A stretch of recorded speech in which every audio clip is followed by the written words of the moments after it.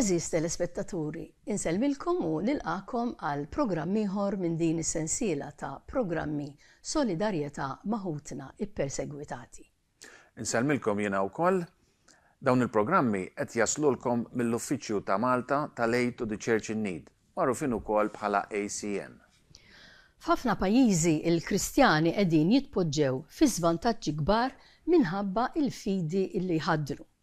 Dawn l-iżvantaġġi jistgħu jieħdu forom differenti.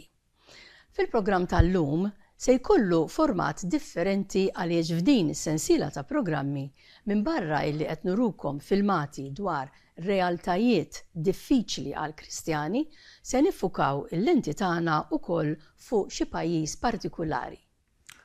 F'dan il-programm se nurukom filmat sabiħ mill-Brażil li juri l-qawwa tat-talb u s-sabiħ ta' meta żgħażagħ jikkommettu u jimpenjaw ruhom li jilqgħu s-sejħa ta' Kristu.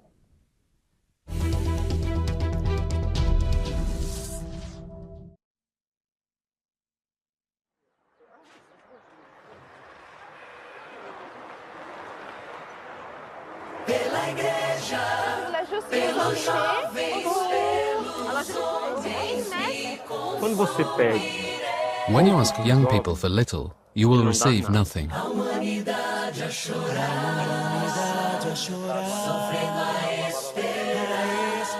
When you ask young people for a great deal, you will receive little. When you ask for everything, everything is what you will get.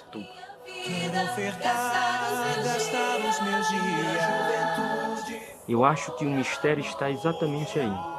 I believe that therein lies the mystery. Young people have hearts that thirst for everything. And who is everything? God. The young have a nose for truth. Os jovens têm faro a respeito da verdade. Gastar os meus dias, minha juventude, por amor pela igreja, pelos homens, me consumirei. Vou misturando, vou sambando. This story begins on July 9th, 1980. On that day, Pope John Paul II was to visit the university town of Fortaleza. The local Archbishop, Cardinal Alois Solidarjeta, asked the 20-year-old Moises to offer the Pope a gift on behalf of all young people. Devo dizer que eu fiquei surpreendido. I was taken aback. O que é que jovem I thought to myself, what present can a young 20-year-old like me offer the Pope? The answer came during a moment of inspiration. I will offer my life, my youth, in order to carry Jesus Christ to all young people, to all men and women presently far from Christ, and far from the Church. And that is what happened. I wrote a letter during the Eucharist and offered it to John Paul II during the offertory. Na hora do ofertório, eu apresentei nas mãos do Papa João Paulo.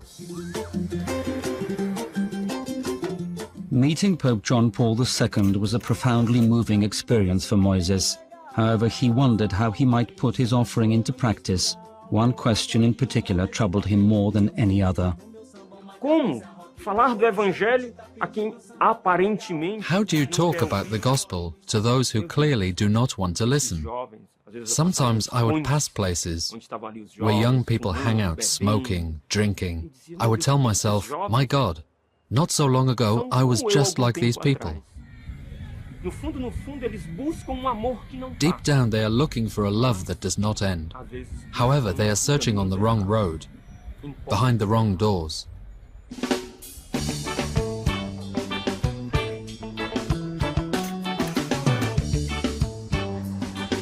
Two years later, Moises, with some friends, opened the Shalom da Paz in the center of Fortaleza. On the surface, the cafe operated as an ordinary snack bar, yet the purpose was deeper. To evangelize, to open hearts to God's love, through the graces poured out through the perpetual adoration, ongoing in a separate room. Interest in faith would be awoken through the serving of sandwiches and pizzas with biblical names. Porque os jovens chegavam Young people came intending to order a pizza. They would look and ask for an agape pizza. But what is agape? That was the question we needed to hear. A conversation would begin. Witness, evangelization. Many ended up in front of the Blessed Sacrament.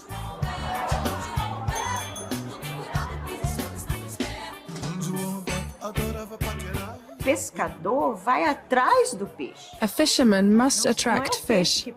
It is not the fish that search for the fisherman. Moses always told us that we could not wait for people to come to the bar, that we had to go out to the people. We did not have to evangelize those inside the parish, but to go out, search, and find those outside the parish. Young people began to come. Families began to come, and those most involved told me, "We also want to do what you have done. We also want to offer our lives as you have offered yours." And so the community was born.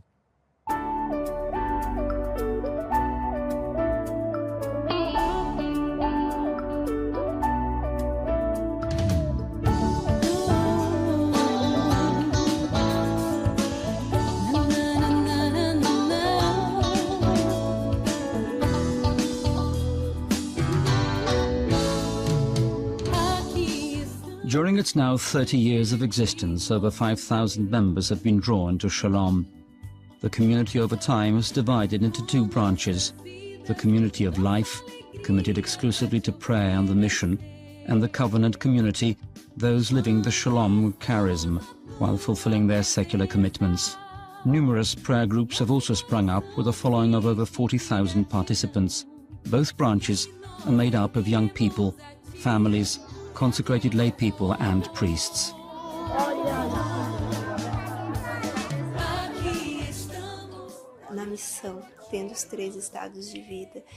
People living the three different states of life reside under one roof, which provides for a very rich exchange of life experiences.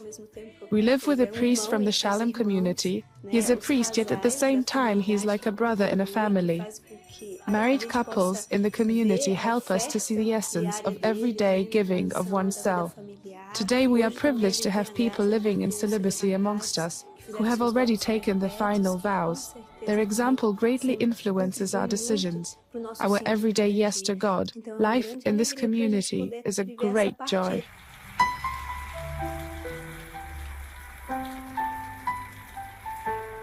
The community's spiritual pillars are contemplation, unity, and evangelization.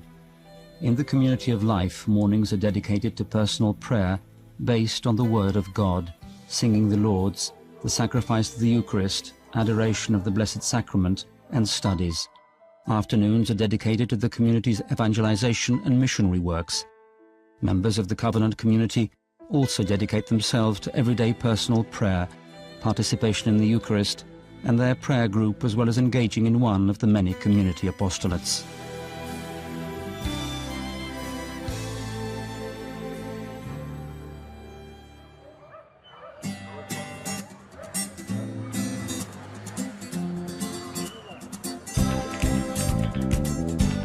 What most characterizes the Shalom community is evangelization, open, joyful, direct, much in the spirit of the charismatic renewal.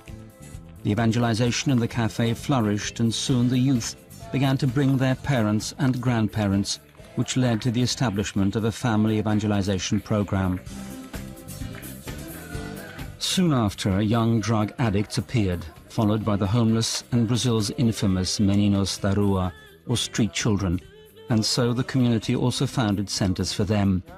Church hierarchy also started to call on the community to evangelize through radio, press, music, the arts, whilst others invite them to work in schools, universities, hospitals, or to take over moribund parishes, to run retreats, camps for children, and organize evangelization concerts. We have dedicated our lives so that people might get to know Jesus Christ and experience him as a person.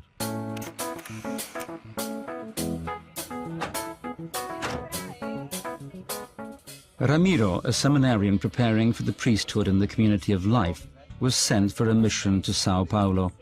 This community focuses above all on reaching out to the young. Here, the young evangelize the young.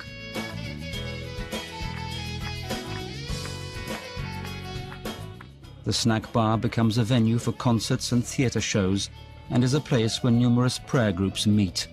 The community evangelize also on the streets, in squares, door to door, as well as at night in front of discotheques and nightclubs.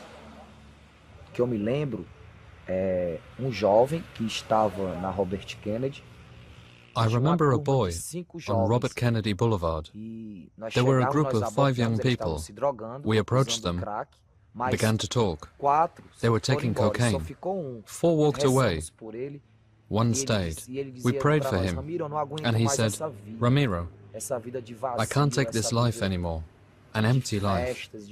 A life full of parties and clubbing. I need the love that you have brought me." We saw the look in his eyes, full of pain and hope for a changed life. He presently belongs to the community, to a prayer group. It made a great impression on me. Isso me marcou muito.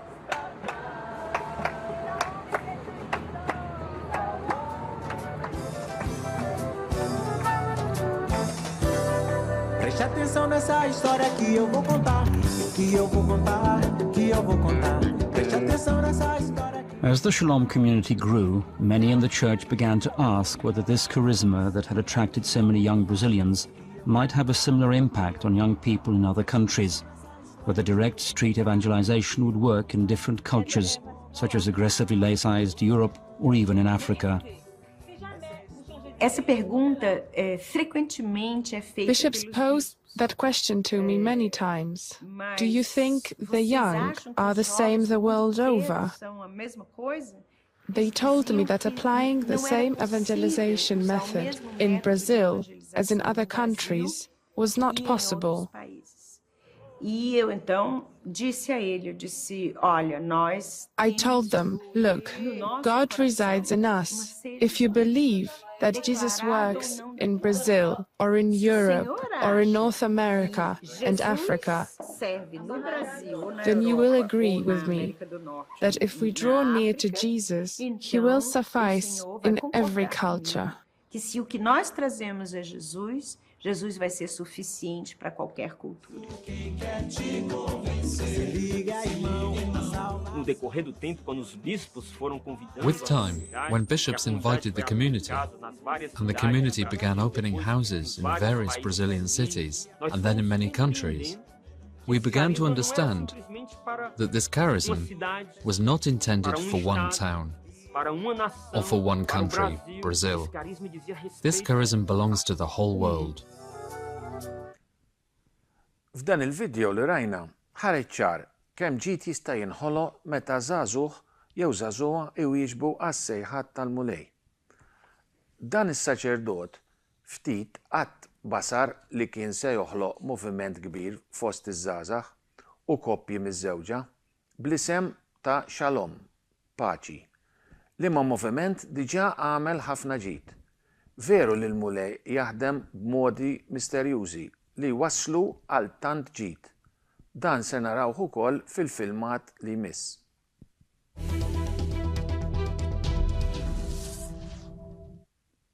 Aktar minn 30 sena ilu saċerdot żagħżugħ mill-Ewropa talab biex imur iwettaq ħidma fost Kristjani abbandunati għax ma kellhomx saċerdoti minn fosthom. Dan is-saċerdot issa ilu jaħdem aktar minn 30 sena fil-pajjiż Afrikan ta' Angola. U mar jaħdem fost komunitajiet ta' Kristjani minsija anki mill-istat. La għandhom toroq biex imorru minn raħal għal ieħor u inqas mezzi ta' trasport bħalma huma ferroviji. Dawn iż-żoni kbar u enormi lanqas biss għandhom is-servizz tal-elettriku. Bħala medja, il-ħaddiema ta' Angola li ħafna minnhom huma bdiewa jew sajjieda jaqilhom madwar $300 fix-xahar. Jekk familja tkun trid tibni dar tal-ġebel, kull xkora siment tiswa $50. Wieħed malajr jista' jifhem it-tbatija kontinwa li jgħixu fiha dawn il-Kristjani. Waħedhom mhux se jkunu jistgħu jibnu lanqas kappella xkejkna.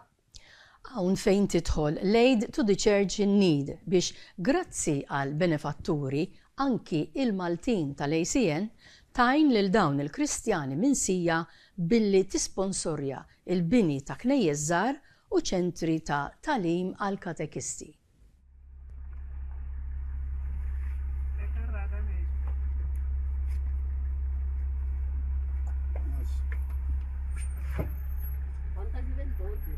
Boa tarde. ¿Cómo están? Llegamos. Oh.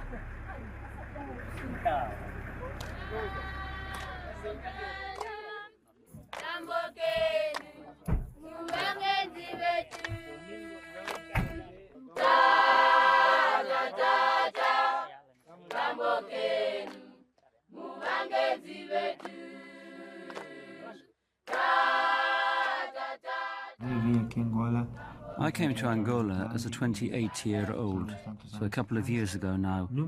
I did not especially ask for Angola. I wanted to be a missionary, wherever there was a need for one. When they sent me, I had to look at the map because I wasn't quite sure where exactly Angola was located. But at the same time, I felt a great love.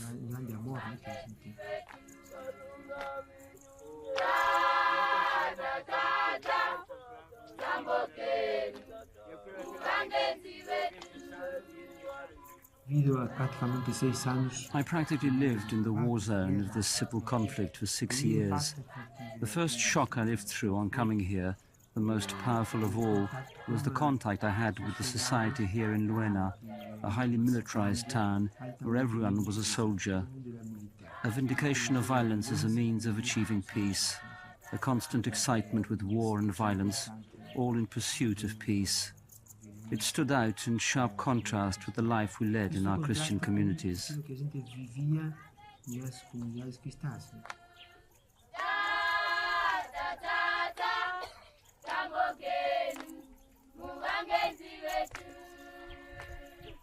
Our diocese is the largest in terms of area of all of Angola's dioceses, 223,000 square kilometers, with around 800,000 inhabitants. Being realistic, I believe that of those, about 10% or even less are Catholics. In the country as a whole, about 50 to 60%. That means that we are probably situated on a territory with proportionately the least number of Catholics. Part of the reason for this is that evangelization began very late here, whilst on the other hand the consequences of war were very destructive here.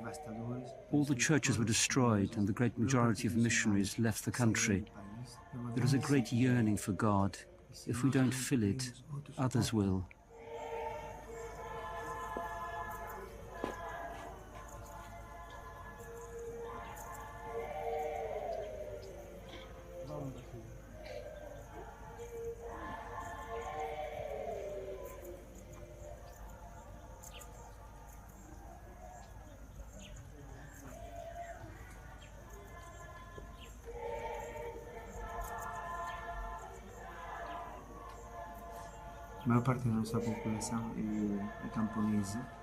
The majority of our population is rural.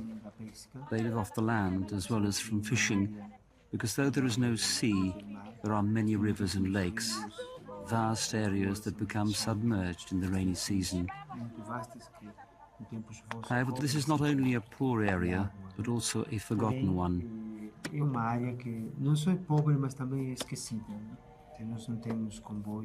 We have no trains and no good roads to transport our goods to other parts of the country.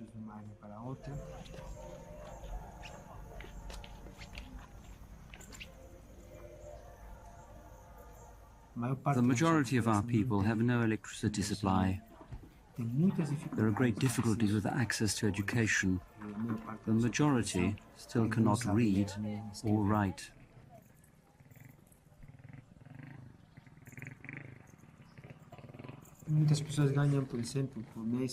For example, many people here earn $100 a month, whilst the price of a sack of cement can reach 50 euros. In other words, one wage packet is worth 2 sacks of cement. Many things are lacking here.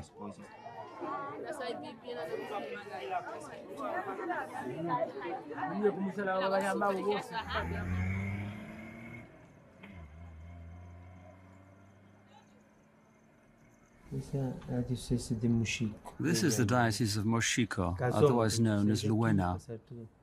Kazombo, we have to leave from here, bypass all that, then drive around here to reach Kazombo. Kazombo parish is huge, covering an area of 48,000 square kilometers. There are communities here that have never been visited. There was nobody to go to them. It seems that the more distant the communities are, the more appreciative they are of a missionary's and bishop's visitation. There are practically no paved roads here. There are places with incredible mud, sand, whole tracts of sand, potholes big enough to damage a car and even throw it upside down. Bridges.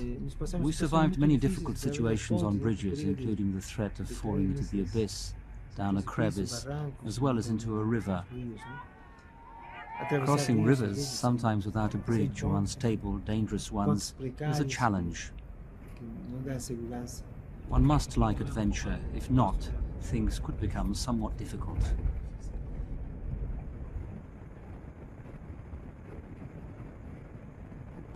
There are all sorts of surprises on the road. There are roads that pass through areas with an abundance of wild animals. Lions, hyenas, lycons, which are packs of wild dogs. And then there is the condition of the roads. The holes that we have, which many a time means spending 3-4 hours trying to get a vehicle out of the mud.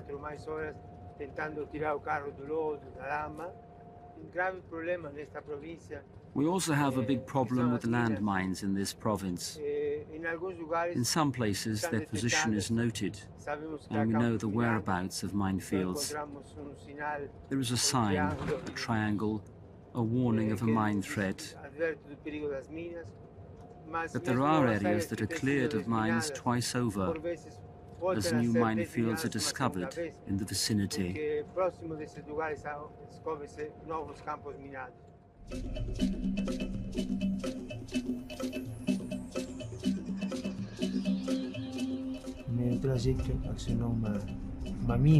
A mine exploded on my road. 2 people died. God spared me that time. Why? I don't know. Other mine accidents do in fact happen often. Alas, mines do not have a sell-by date. It is a weapon like no other, in that nobody directs it. Anybody who passes, young or old, will set a mine off.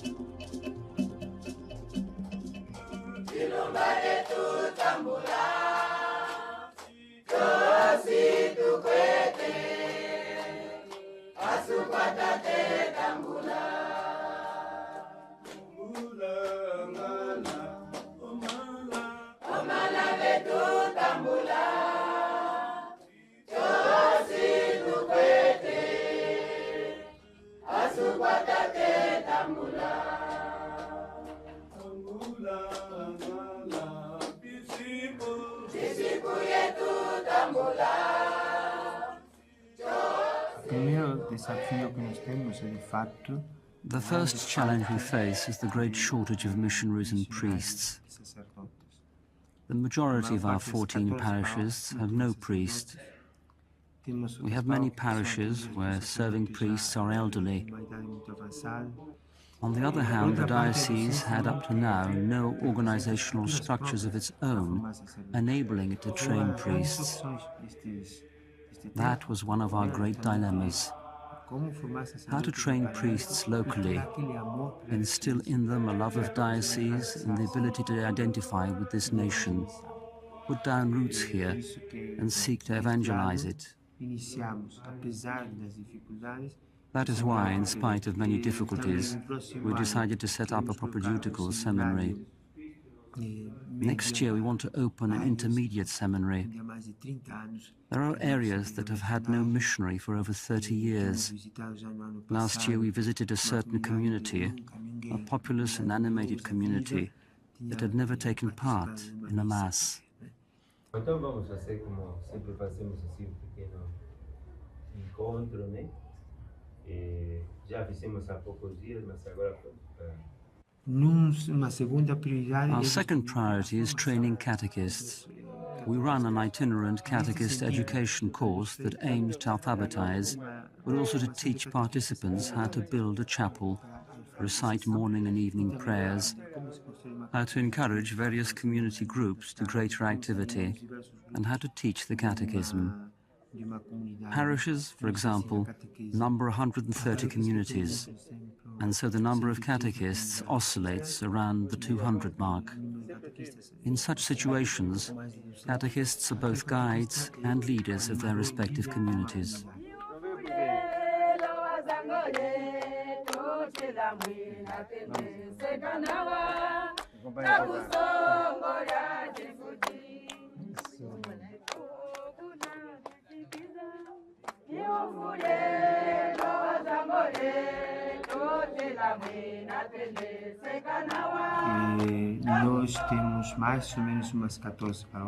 We have 14 parishes, some very far-flung. However, the chief characteristic is that in their majority they are in ruins. Mission houses, day schools, boarding schools, and of course the churches. Practically not a single new church has been built in the last 30 years.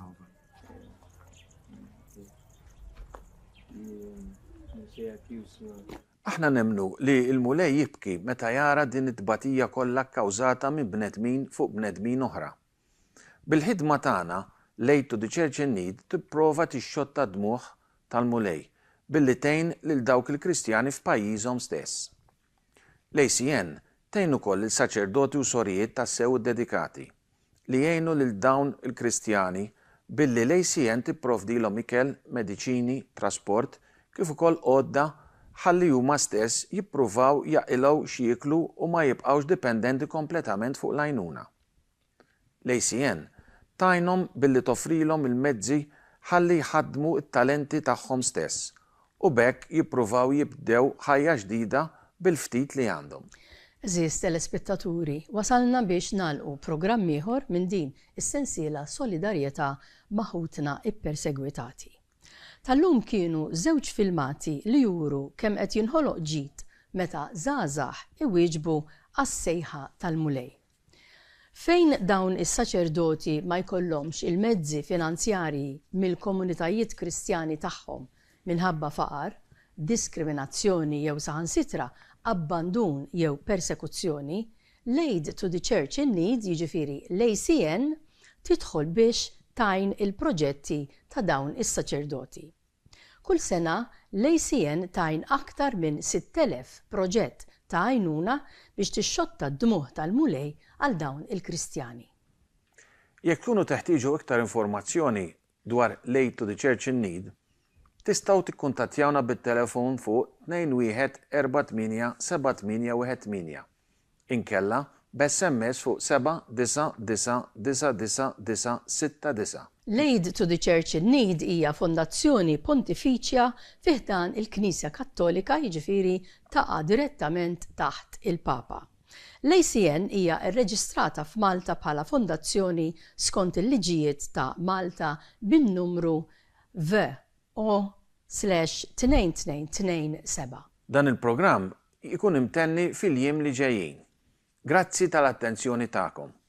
Programm ieħor jixxandar bħallum ġimgħa. Jiena Stephen flimkien ma' Matilde insemmulkom u nixtiequlkom kull ġid.